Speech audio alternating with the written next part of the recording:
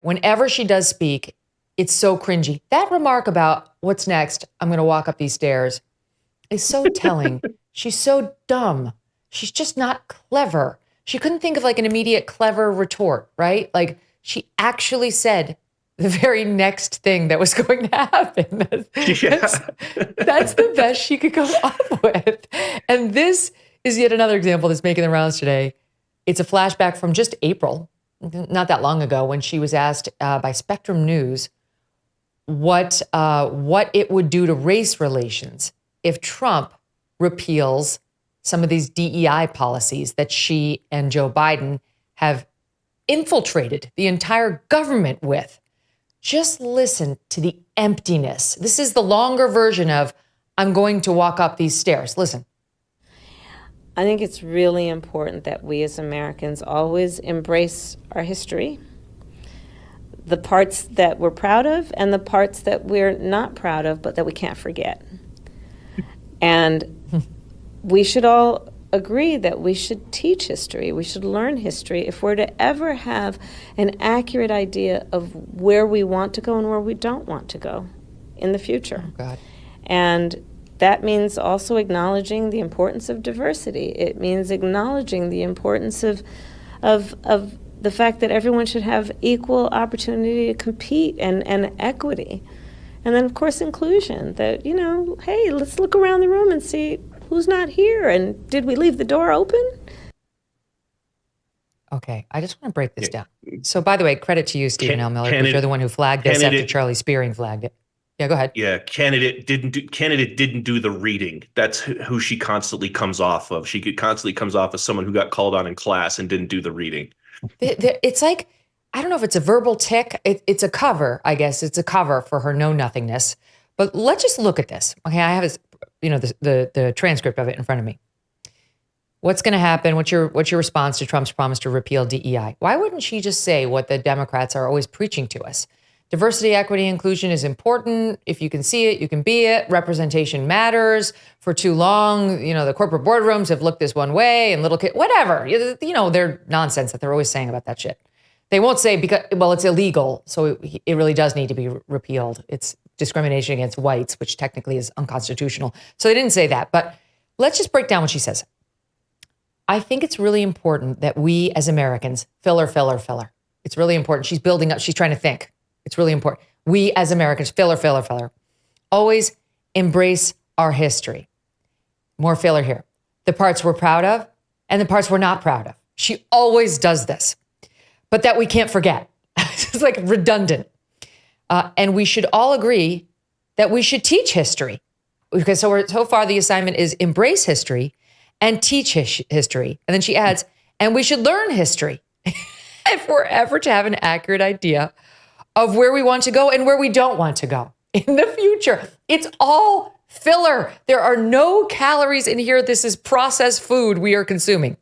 And that means also acknowledging the importance of diversity. Okay, so why should the DEI thing stay? Because diversity is important. It means acknowledging the importance of the fact, filler, that everyone should have equal opportunity to compete, and equity, which she doesn't define because we all know what she's defined it in the past. It means we all must end in the same place. She said that repeatedly. We ran a budded soundbite last week. Equity in Kamala Harris's mind means everyone must end in the same place, irrespective of where they began, irrespective of hard work. And then, of course, inclusion. So now she's just spitting back the words that DEI stands for. She's managed to get out diversity, equity, and inclusion. She said absolutely nothing. And then finally she ends with, hey, let's look around the room and see who's not here and didn't leave the door open. Totally inarticulate encapsulation in that last phrase. At least it was an attempt to explain an answer to the question, but every other word was filler, while her weak mind struggled to figure out what to say, Stu.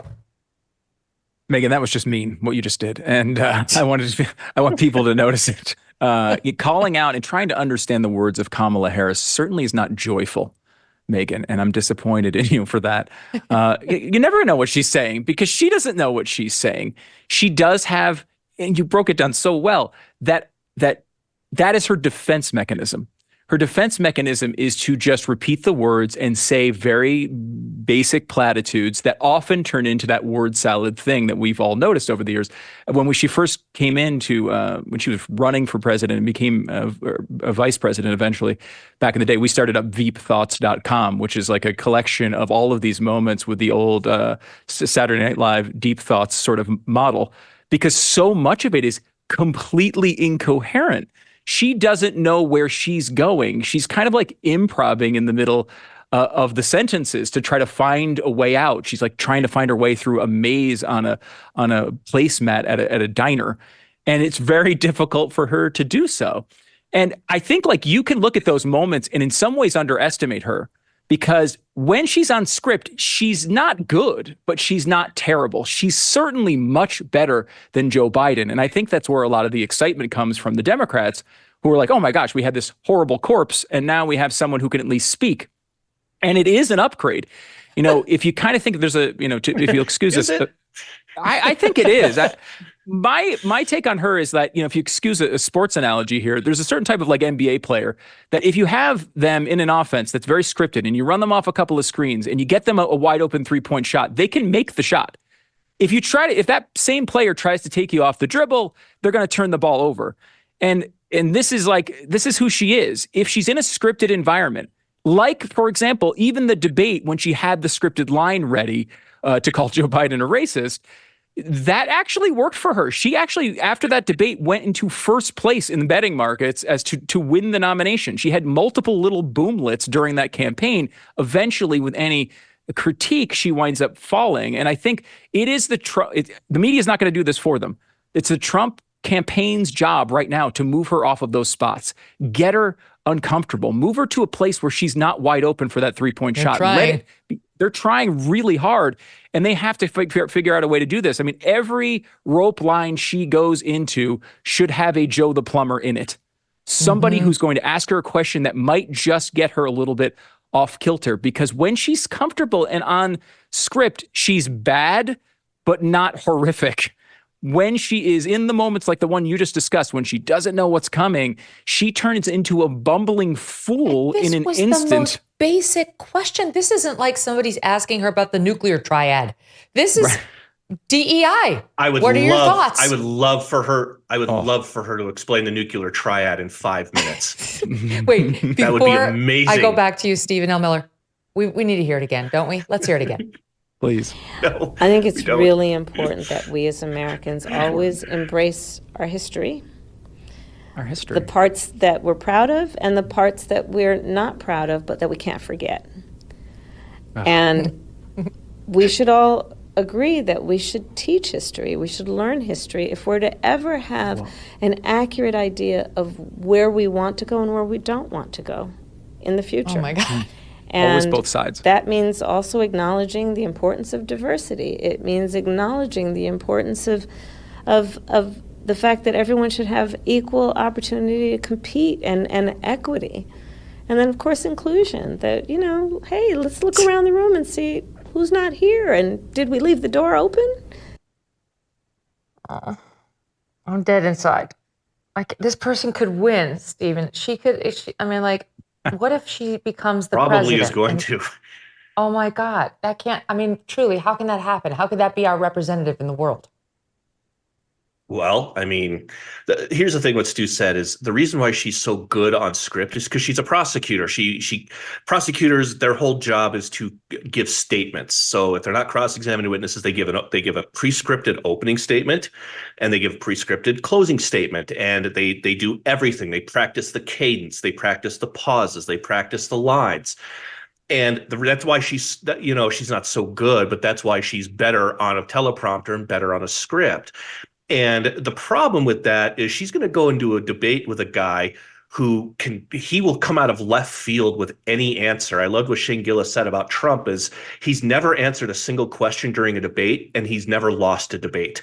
And that's kind of where I don't know how you can prepare for somebody like Trump. And that's why they want the mic. That's why they're trying to change all the rules now, because Kamala, giving an answer like that for 90 seconds during probably what's going to be one of the most watched debates ever. is going to get a lot of people to just go, yeah, we're not doing this. Like this is not Barack Obama. She won't answer. I mean, when I went back and watched that VP Pence Kamala Harris debate, she gave the answer she wanted to give. It was very clear. She had a bunch of canned answers she had rehearsed, and she was disciplined. She did a good job of not veering off script. And she's not going to be baited by Trump, who's going to be trying to poke holes in her arguments and punch at her rhetorically to get her to say something off script. She's not going to fall for it. She's going to be like, I have got my canned answer on immigration. I have got my canned answer on taxes. I don't think she's going to fall for it. I would maybe disagree with that. When she was debating Mike Pence, she was debating someone who was just kind of nice guy Republican who was going to be very mannered, very well mannered. And I'm not going to do anything that's going to get the media to call me a sexist, whatever like that. When she was on a debate with Tulsi Gabbard, when Tulsi Gabbard decapitated her in front of the entire country and ended her campaign, that was one of those moments where, Gabbard said, this was your record as a prosecutor. You can sit over here and do this all you want. And she didn't have a good answer for that. So sure, she might be scripted, but Trump is not someone you can really prepare for. You know how much our family loves our dogs, right? Even Strudwick, sweet, troublesome, but adorable Strudwick, we love him. I can't even imagine life without them. They have a great life. They're lucky. But some dogs don't and aren't. That's why I'm so glad to tell you about Delta Rescue, the largest no-kill, care-for-life animal sanctuary in the world. They have rescued thousands of dogs, plus cats and horses too. They provide all of the animals with shelter and safety, and most of all, love. And they've been doing it now for more than 45 years. Delta Rescue relies solely on contributions to stay open, and giving can bring tax benefits to you too. Speak with your estate planner about how you can grow your estate while helping animals in need. And check out the estate planning tab on their website to learn more. We love our Thunder and Strudwick, but we love these other animals too. We just can't house and care for them all. But maybe all of us can help them find love and shelter at Delta Rescue. Go to deltarescue.org today to learn more. That's deltarescue.org. Thanks so much for watching. If you like what you just saw, hit the subscribe button for more clips and full episodes.